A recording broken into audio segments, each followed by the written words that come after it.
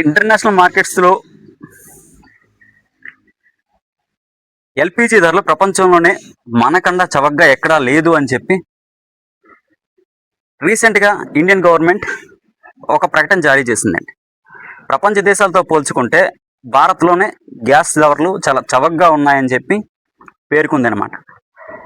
అందులో కోట్ చేసిన దాంట్లో పెట్రోలియం మినిస్ట్రీ ఏం చెప్పింది అంటే డెవలప్డ్ కంట్రీస్ గురించి పేర్కొంది, అండర్ డెవలప్డ్ కంట్రీస్ గురించి పేర్కొనలేదు. నెక్స్ట్ ఇండియన్ మినిస్ట్రీ ఏం చెప్పింది అంటే ఇండియాలో గ్యాస్ ప్రైసెస్ అనేది మేము స్టేబుల్గా చేసాము, 29 రూపీస్ ప్రైసెస్ అనేది పెంచేసింది, దాన్ని సమర్థించుకుంటూ వచ్చిందనమాట. ప్రపంచంలోనే ఎల్పిజి ధరలతో పోల్చుకుంటే ఇండియా చాలా తక్కువ ప్రైసెస్లో కోట్ చేశామని చెప్పి చెప్పుకుంది.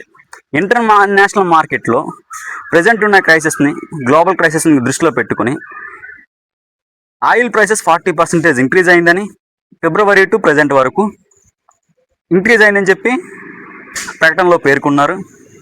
దీంతో ఇంటర్నేషనల్ ప్రైసెస్తో కంపేర్ చేసుకుంటే ఒక్కొక్క సిలిండర్కి 1600 రూపీస్ ప్రైస్ పడుతుందని చెప్పారు.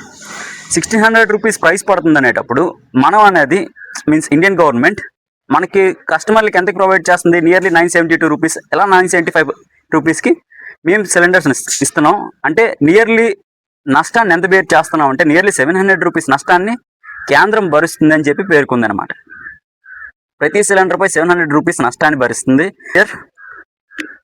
ఎంత నష్టం వచ్చింది అంటే ఆయిల్ గ్యాస్ కంపెనీస్కి నియర్లీ 60,000 crores నష్టం వస్తే ప్రజెంట్ ఇండియన్ గవర్నమెంట్ మినిస్ట్రీస్ ఎంత యాక్సెప్ట్ చేసింది అంటే 30,000 crores ఇవ్వడానికి యాక్సెప్ట్ చేశారు. అంటే ప్రజలపై భారాన్ని మోపకుండా ప్రభుత్వం ఆ నష్టాన్ని సెంట్రల్ గవర్నమెంటే భరిస్తుందని చెప్పి పెట్రోలియం మినిస్ట్రీ పేర్కొన్నారనమాట.